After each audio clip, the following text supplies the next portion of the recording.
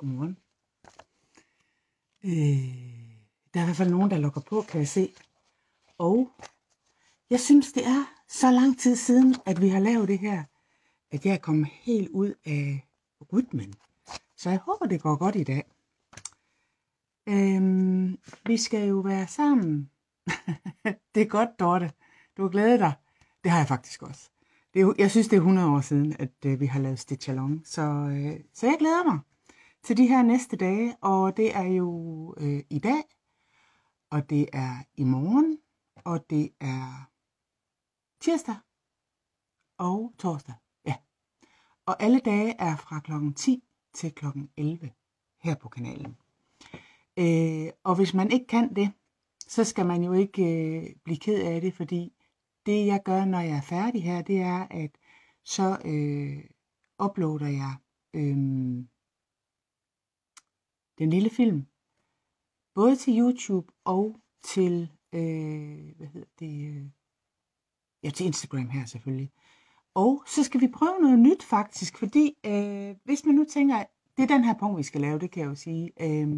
Og hvis man tænker, at det kunne jeg faktisk godt tænke mig, og ikke lige kan huske, hvor det var, så skal vi også som noget nyt forsøge at lægge den ind på Tilles hjemmeside, hvor man så kan gå ind og ligesom lige oprette sit eget lille, sit eget lille sted, og så få adgang til det her. Så det håber jeg, det lykkes. Det er i hvert fald noget, vi vil prøve at arbejde på, så det bliver lidt nemmere at huske, hvor det er, man kan finde tingene. Ja, skal vi lige se her. Der er da okay mange, der ser med. Det er fint. Punkten skal vi lave, og vi starter i dag. Og vi kommer sådan set ikke til at sy så super meget i dag. Og det er fordi, at det allerførste, lige præcis i sådan en opgave her, det er at få lavet et rigtig godt forarbejde.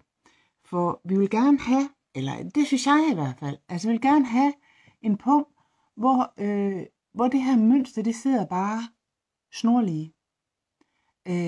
Og derfor har vi lige et par ting, vi skal forberede i dag, og så begynder vi at sy i morgen. De af jer, der har købt et materialekit, der skal jeg lige sige, at man tænker, jamen det skulle jeg da også have haft. Så dem, der har købt et materialekit nu, I har fået et stykke hørlærred, 10,5 tråde, og så har I fået et stykke sort hørlærred, og det kunne også godt være et stykke stof, man brugte der, men jeg synes bare, at strukturen i hørlærredet her passer rigtig godt til det, vi skal brodere på. Og så skal vi jo brodere med sort, så de kommer til at passe sammen. Og så har I fået et stykke sort bomuld, og så har I fået 2 dukker af den her navnegarn, og det er nummer 16, fordi det er sådan set det, der fylder den 10-trådet hørlærred bedst ud, synes jeg. Man kunne sikkert også godt gøre det på en 12,5 tråde eller 13 trådet hørlærred, og så med en anden navnegarn. Det, der er vigtigt, det er, at den tråd, vi bruger, det er en hel tråd. Så bliver det bare pænest. Ja. Det er de materialer, man skal bruge, eller det er i hvert fald det, I har fået sendt ud. Så har I selvfølgelig fået en vejledning, og så har I fået et skabelonark. Det ser sådan her ud. Og så har I fået selvfølgelig et mønsterark. Ja. Og har I fået mere? Det tror jeg ikke. Så var der så mange, der havde lyst til at sy med, at vi simpelthen ikke kunne skaffe sort tråd. Så der kommer først nye af de her sorte på hylderne. Jeg håber, i den her uge, vi går ind i. Men hvis nu man tænker, jamen det kan jeg bare ikke vente på, så har jeg faktisk også lavet sådan en, det knitrer lige lidt, en blå udgave. Det går sådan, bare ikke kan lide sorte. Der er nogen, der ikke kan. Nå ja, der er selvfølgelig en bøjle med også jo, det er klart, og nåle.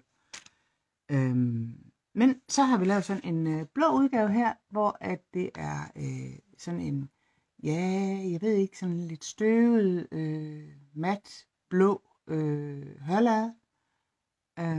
Og selvfølgelig den, vi skal brodere på. Så har vi fundet et foderstof, der passer til.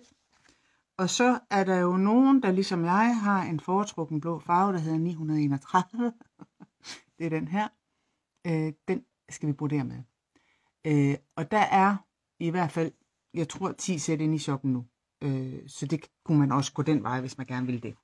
Man kan også bruge sine egne materialer. Så det er det, der skal bruges. Og så er der et par ting, I skal finde frem. Og det kan I jo med fordel gøre, når vi er færdige her i dag. I skal bruge en rigtråd, som er til at se. Og jeg har sådan set bare fundet en gammel hørtråd. Det er det der med rigtråd, hvis man nu skal sætte et varmt strygejern på. Så hvis de er polyester, så kan de godt finde på at smelte. Så jeg vil opfordre jer til at gå i gemmerne og finde noget bomuldstråd. Der er mange, der har det. De ved det bare ikke. Så kig efter, når I finder en gammel tris af et eller andet, om ikke der står 100% cotton. Det tror jeg. Og så har jeg en sort sytråd. Den er til gengæld sådan ret polyester. Men den er stærk. Og den vil jeg sy pungen sammen med. Så det er de materialer, der skal bruges. Så skal der bruges en nål uden spids. Det er det første, vi skal bruge. Og når vi skal sy sammen, en nål med spids. Ja.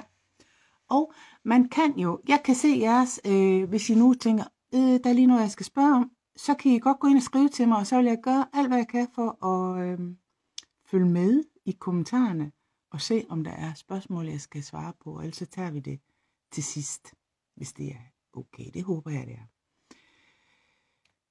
Så langt, så godt. Så skal vi i gang. Og det første, vi faktisk skal gøre, det er, at vi skal have fat i vores mønster. Og det, jeg har gjort, og det, der også står i vejledningen, det er, at man skal lave sig et sæt skabeloner. Og grunden til, at I skal gøre det, jeg skal lige række herover. Jeg kan se her. Sådan her. Jeg har nemlig her. Det er, at det ville være dejligt, hvis man kunne have både en... Nå, den har jeg glemt at få med. Øjeblik.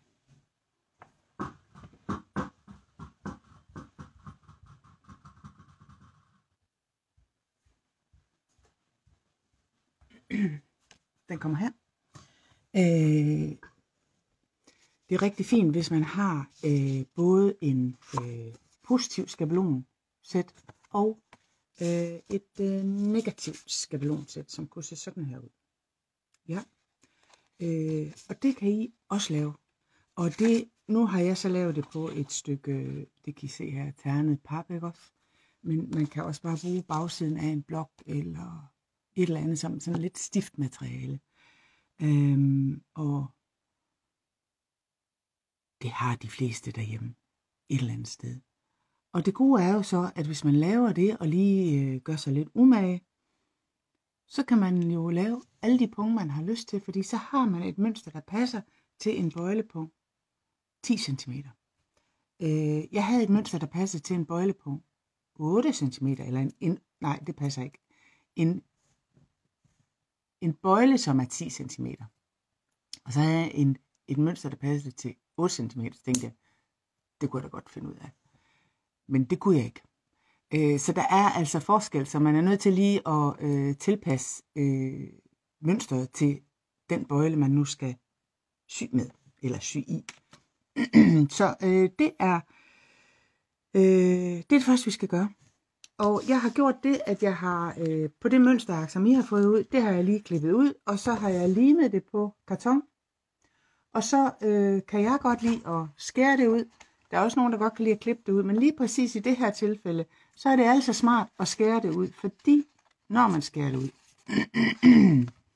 så får man jo ikke, altså så får man, kan I se her, et skabelonsæt, som passer sammen. Så det vil jeg anbefale, at I gør.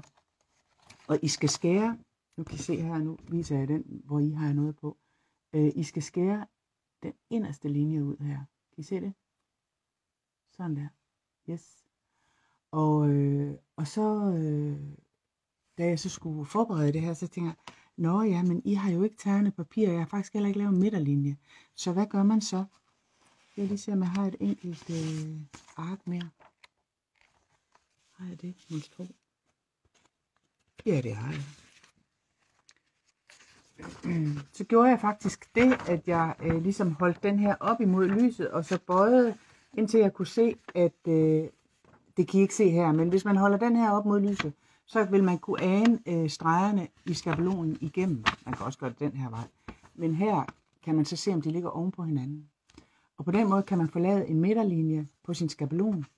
Og den midterlinje, den markerer I lige her, der og der. Og så kunne I jo på det stykke pap, I nu finder derhjemme, lave en lige linje også. For de to linjer, altså for den lige linje på jeres pap, nu har jeg tern, så det er ikke noget problem. Men på jeres kunne I bare lave en streg. Hvis I så ligesom kan få den til at flugte med den her, og den her, og den her, så har I noget, der bliver helt lige. Og det skal vi bruge. Det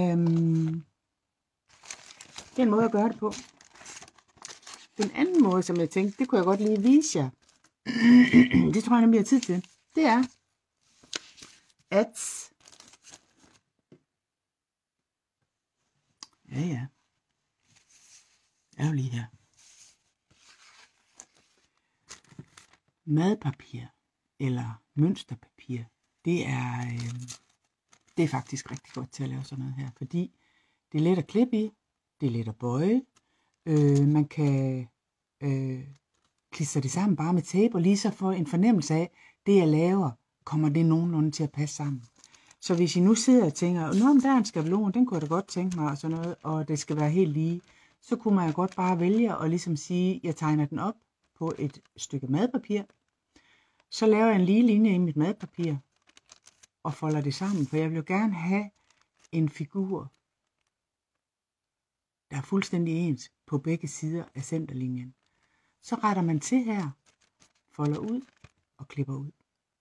Så har man sit eget lille mønster. Det kan man også sætte på et stykke pap og klippe ud. Ja, det var bare et sidefif.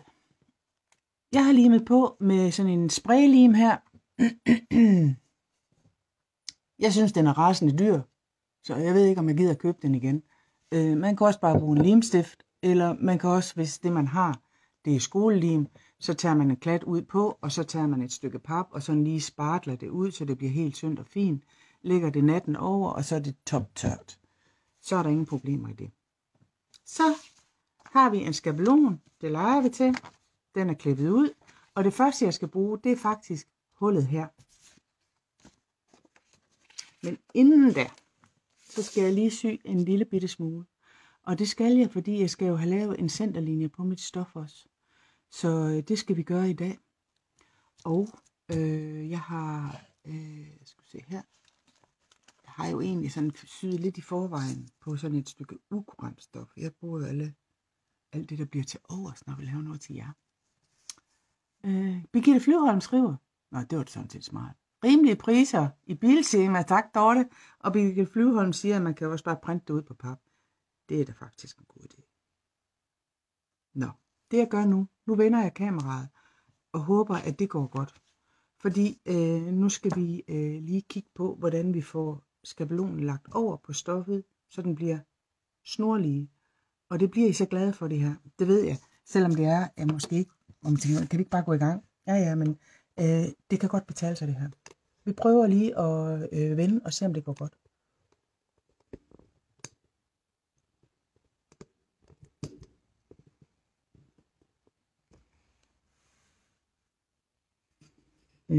Op.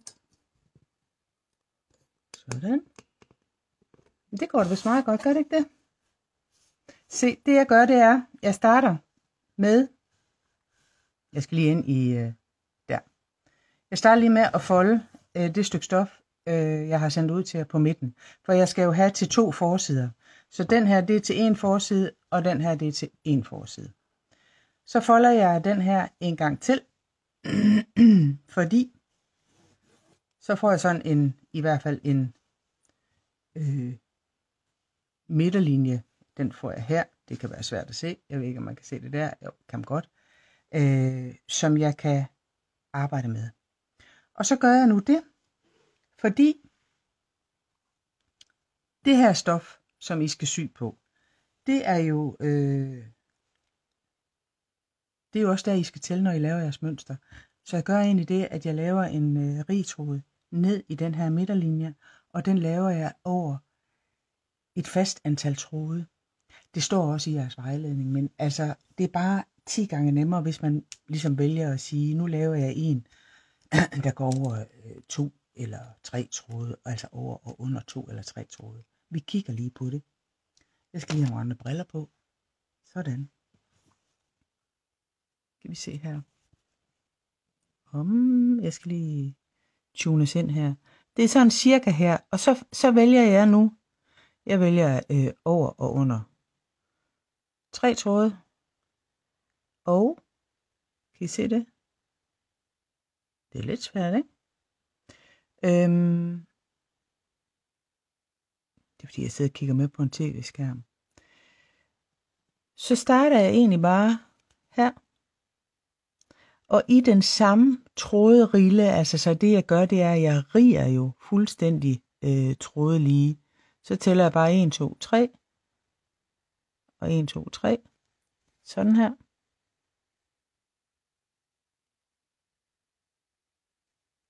Det kan I også sagtens sidde og gøre derhjemme. Man kan sige, at det eneste, der er vigtigt her, det er, at man får placeret trådlinjen, så der er plads til begge stykker, ikke også? 1, 2, 3. 1, 2, 3.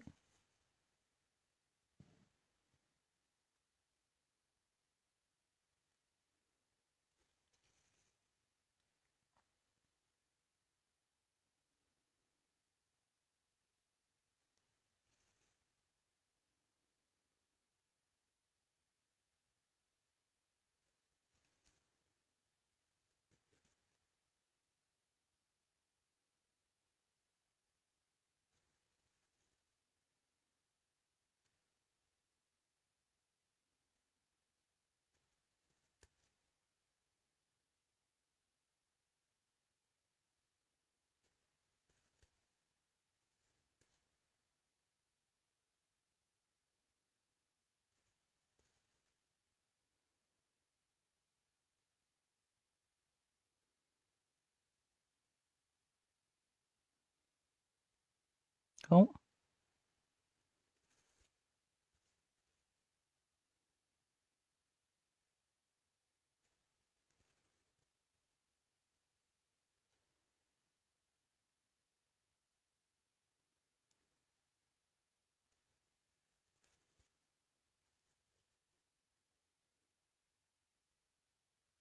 Der er sikkert nogen af jer, der har lagt mærke til, at det stof, I har fået, det synes jeg i hvert fald, jeg kunne se, at 1,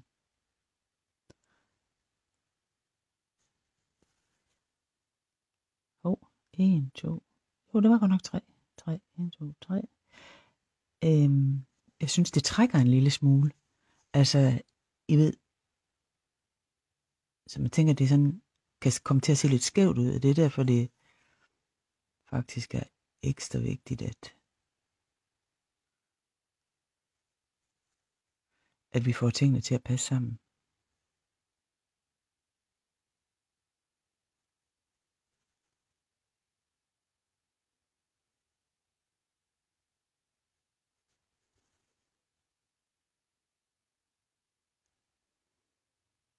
Jeg kan da i hvert fald se, at den bukkede linje, som jeg startede med at lave, den ligger nu herinde, i forhold til der, hvor jeg syr, som er her.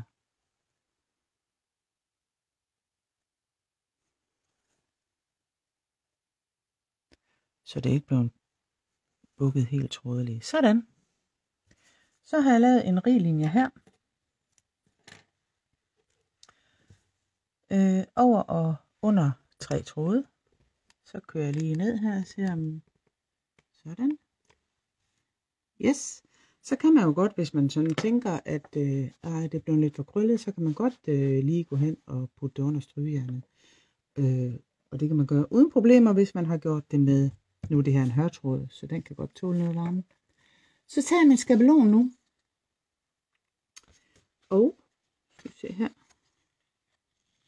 Så er det jo så smart nu, at jeg har min lige linje her, i midten af min skabelon, og jeg har min lige linje her i midten af min skabelon. Og det vil sige, at jeg kan sørge for, at den her, den bliver helt trådlige. Jeg gør lige sådan her. Jeg vil gerne have, at det er de her trådige stoffer, jeg gerne vil have, at de også sådan ligger nogenlunde lige.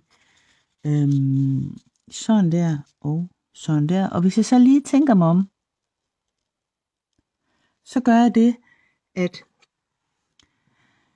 det sting, der ligger heroppe, der ligger jeg skabelonen, så den starter lige nøjagtigt der, hvor det sting ligger. Fordi så ved jeg, at der er en ret stor sandsynlighed for, at hvis jeg gør det på det næste stykke også, så er der en ret stor sandsynlighed for, at de to stykker, de bliver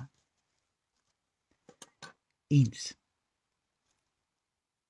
Jeg tror, det er her. Sådan. Sætter jeg bare lige den her på. Sådan. Hvad har jeg ellers? Har noget der. Og der. Og så skal jeg lige have tegnet den her skabelon op.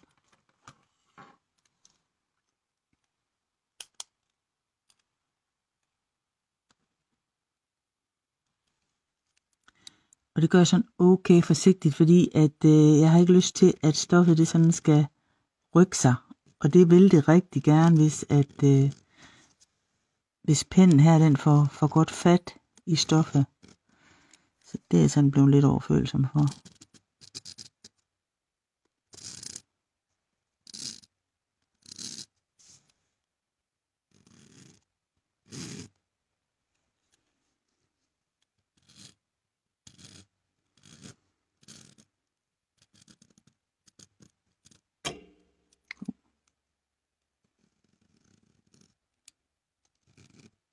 Jeg tror ikke, det er nogenlunde der.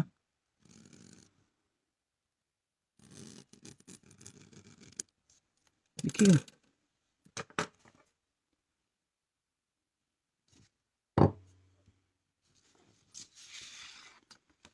Sådan.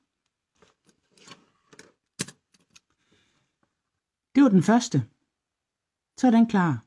Og så skal man selvfølgelig lave en tilsvarende på den anden side her. Men nu har jeg et stykke, som jeg kan brodere indenfor. Det var forsiderne. Altså, I skal gøre det 2 gange selvfølgelig. Og, skal vi se her, så tager jeg lige mit sidestykke også. Det er sådan lidt anderledes, fordi jeg skal jo have gjort det samme med den her. Og man kan sige, jamen her skal jeg jo ikke brodere. Nej, det skal jeg ikke. Men jeg skal jo stadigvæk have lavet et stykke, som har en centerlinje. Så jeg vælger at lave en linje på den her også. Og jeg tror faktisk, jeg har lidt mere tråd. Det har jeg. Sådan der.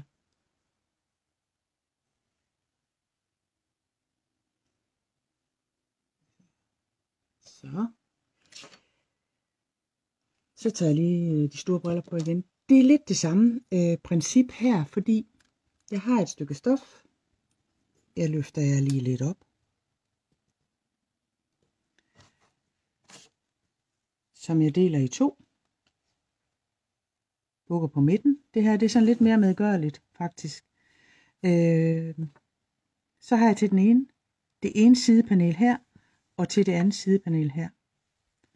Sådan. Man skal lige ind i rytmen igen. Og så gør jeg det samme en gang til.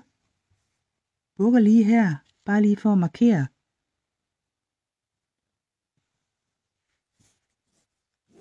Hvor jeg gerne vil have min midterlinje. Her kan man bedre se det, fordi det er sort, ikke? Ja. Så. Det gode her er jo, at der er det egentlig helt ligegyldigt, hvor mange tråde jeg syr over og under. Og det er sådan set fint nok, fordi når man syr på den her sorte hørlade, det kan altså let gå galt. Ikke? Det kan godt være svært at se. Hvis man tænker, det er helt umuligt, så kan man holde det sådan op, så det får ligesom lidt modlys. Så kan det være lidt nemmere at se, hvor trådlinjen den ligger henne.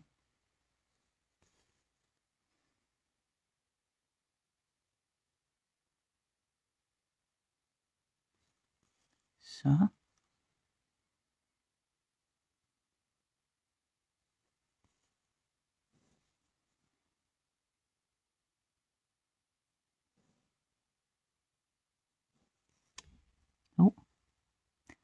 Jeg tror, at det befinder mig i den samme linje.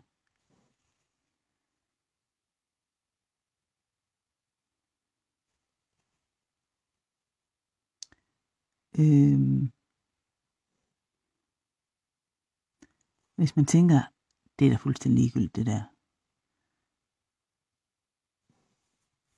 så lader man bare være. Men jeg kan godt lide, at hvis jeg skal lave sådan noget her, at så også på sidepanelerne, så ligger trådene rigtigt. Altså, I kan næsten forestille jer, at hvis jeg kom til at lægge skabelonen på her, og den blev skæv, så vil tråden i stoffet jo komme til at ligge diagonalt.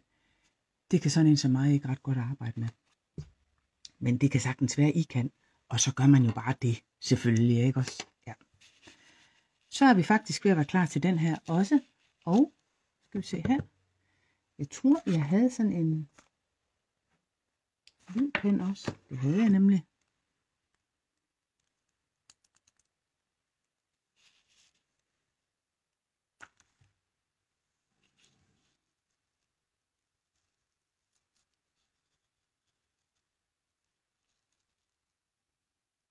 Så jeg lægger igen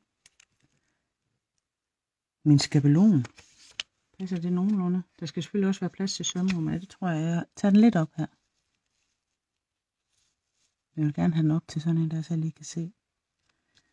Her og her. Sådan, så kan I se, så er der nu en lige streg hele vejen ned igennem. Så sætter jeg lige min dyre lim på her. Jeg føler mig måske lidt snydt, hvis jeg kan få den til 50 kroner, jeg har Nyborg. Så, nu er det her jo sort, så derfor har jeg lige taget min hvide pen med.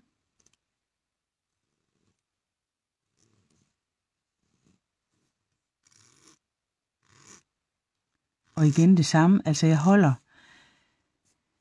pænt godt ned på skabelonen, sådan at stoffet ikke får mulighed for at følge med, når jeg laver den her linje, fordi så bliver det bare helt skævt. Kan I se, der vil den gerne med.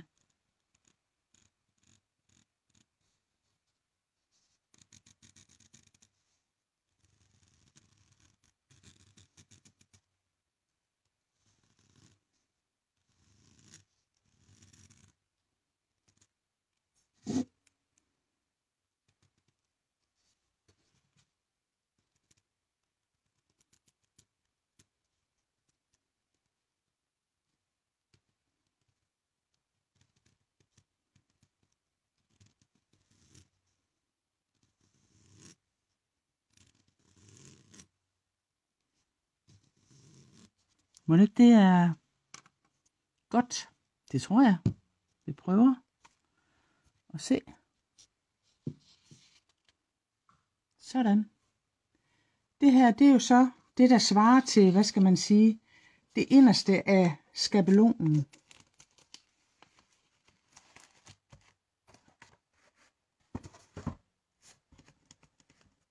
Kommer lige her.